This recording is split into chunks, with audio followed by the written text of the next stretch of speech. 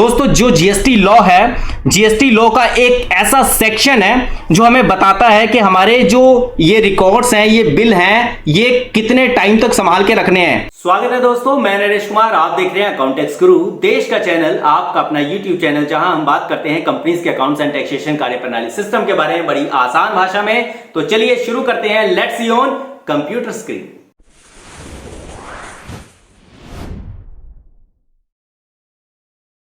भारत का एक ऐसा लॉ जिसे किसी परिचय की जरूरत नहीं है, जिसे हम जीएसटी एक्ट के नाम से जानते हैं। हमारे देश का हर एक बिजनेसमैन इस नाम से भलीभांति परिचित है।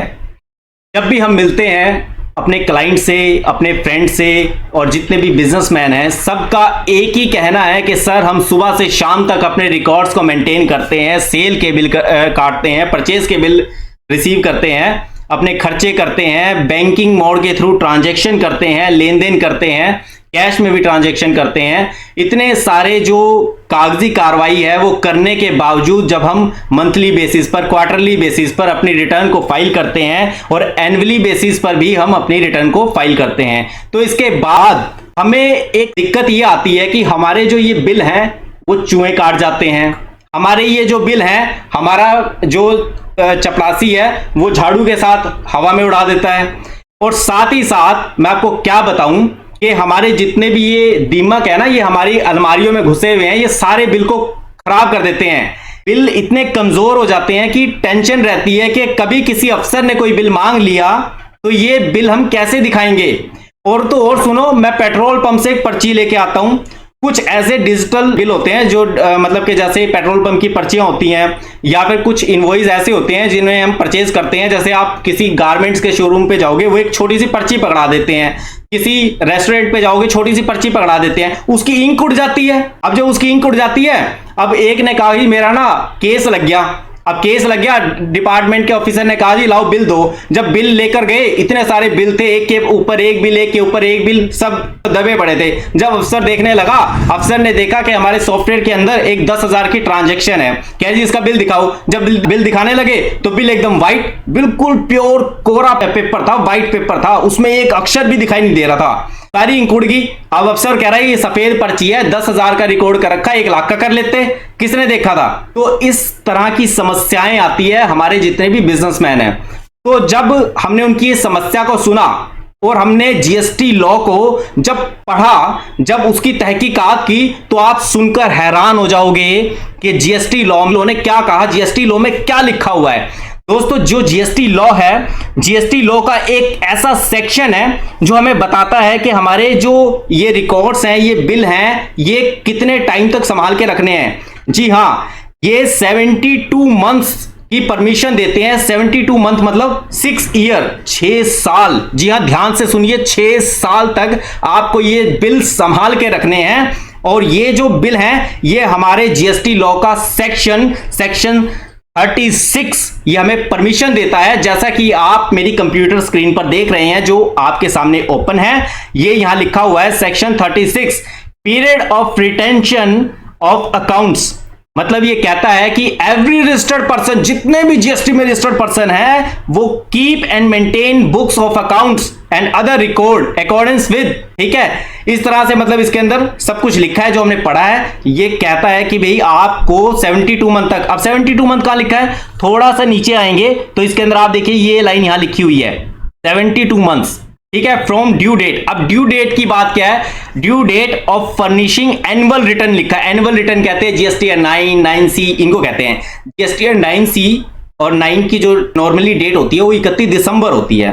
अगर किसी कारण से डेट बढ़ जाए, 31 दिसंबर की 31 जनवरी हो जाए, 15 फरवरी हो जाए, तो जो भी वो ड्यू डेट होगी, फरवरी या जनवरी, ठीक है, उस ड्यू डेट के बाद पहला दिन जो शुरू होगा, वहां से आपके 6 साल शुरू होते हैं। मतलब 31 दिसंबर नॉर्मली है, 31 दिसंबर के बाद आप 6 साल ले सकते हैं। अगर डेट एक्सटेंड हो जाती है, जैसे 15 जनवरी है, तो 16 जनवरी से आपको 6 साल मिलेंगे, 72 मंथ मिलेंगे।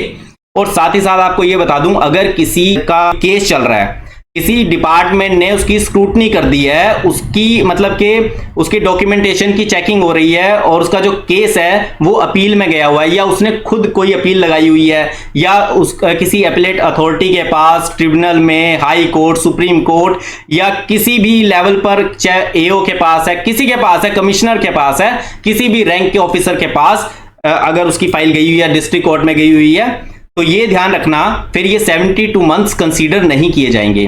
अगर उसका केस 72 मंथ के अंदर अंदर रिसॉल्व हो जाता है और ऑर्डर पास हो जाता है, फिर तो आप 72 मंथ तक रख सकते हो। लेकिन अगर उसको 8 साल हो जाते हैं, 9 साल हो जाते हैं, 10 साल हो जाते हैं, 15 साल हो जाते हैं, ऐसा होता नहीं है इतना लंबा टाइम, फिर भी अगर हो जाता है तो जब उसका ऑर्डर पास होगा उसके ऊपर एक डेट लिखी होगी ऑर्डर की, वो ऑर्डर की डेट ही उसकी ड्यू डेट होगी। मान लो उसकी ऑर्डर की डेट, जैसे मान लीजिए आपका कोई केस है, 17-18 का केस है, अब 17-18 के केस को मान लो 10 साल हो जाते हैं, और 17-18 से लेकर के मान लो जैसे 10 साल, 17-18 से अब उसमें 10 साल हो जाते हैं, तो अब वो जिस भी साल में, जैसे मान लेते हैं 17-18 का केस है, अब 17-18 का केस ऑर्डर आया 25-26 में आ गया, अब 25-26 फाइनेंशियल ईयर 25-26 में ऑर्डर आ गया, 25-26 में ये 15 जनवरी को आया, 15 जनवरी 2026 में ये ऑर्डर आया।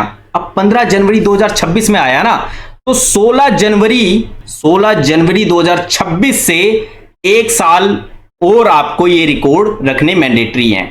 1 साल 16 जनवरी से, क्योंकि 15 जनवरी की तो ऑर्डर की डेट है ना, तो 16 जनवरी से आपको 1 साल आगे तक ये रखने की जरूरत है। मतलब 16 जनवरी से आप दिन काउंट कर लेना, 365 डेज, 1 साल तक आप आगे इसको रख सकते हो। ठीक है, मतलब रख सकते नहीं, रखने हैं, मैंडेटरी है, रखने हैं आपको, नहीं तो फिर दिक्कत आ जाएगी। तो ये एक छोटा सा सेक्शन था जो आपको बताता है कि कितने टाइम तक, और जीएसटी में कहां लिखा है, देखिए आपके आगे है, सेक्शन 36 में लिखा हुआ है। अब ये आपको मिलेगा कहां से, अगर आप ढूंढना चाहते हैं, बड़ा ही आसान है। यहां पर आप गूगल में लिखिए CBIC GST और उसके बाद एंटर, उसके बाद यहां पर हम देखेंगे जीएसटी का ये जो लिंक दिया हुआ है CBIC का, इस पे क्लिक करेंगे, यहां पर जीएसटी का पोर्टल ओपन हो जाएगा और यहां पर लिखा है जीएसटी एक्ट, इसमें आएंगे CGST एक्ट, उसके बाद क्लिक करेंगे इसके ऊपर और जीएसटी डिपार्टमेंट में बड़ी खूबसूरती के साथ डिजाइन किया है चैप्टर वाइज। यहाँ पर एक चैप्टर है, chapter number 8 accounts and records, इस पर क्लिक करेंगे और यहाँ पर आकर देखेंगे आप थोड़ा सा नीचे, यहाँ पर लिखा है section 36 period of retention of accounts. तो यही मैं आपको समझा रहा था आज और यही इसके अंदर लिखा हुआ है। तो दोस्तों आज की वीडियो में बस इतना ही, मिलते हैं नेक्स्ट वीडियो में बहुत जल्द एक नए टॉपिक के साथ। मुझे उम्मीद है दोस्तों आपको ये वीडियो बहुत बहुत बहुत पसंद आई होगी और मुझे पूरा विश्वास है आपने वीडियो को लाइक, कमेंट और शेयर कर दिया होगा। जो नए दोस्त चैनल पर पहली बार आए हैं उन्होंने चैनल को सब्सक्राइब कर दिया होगा।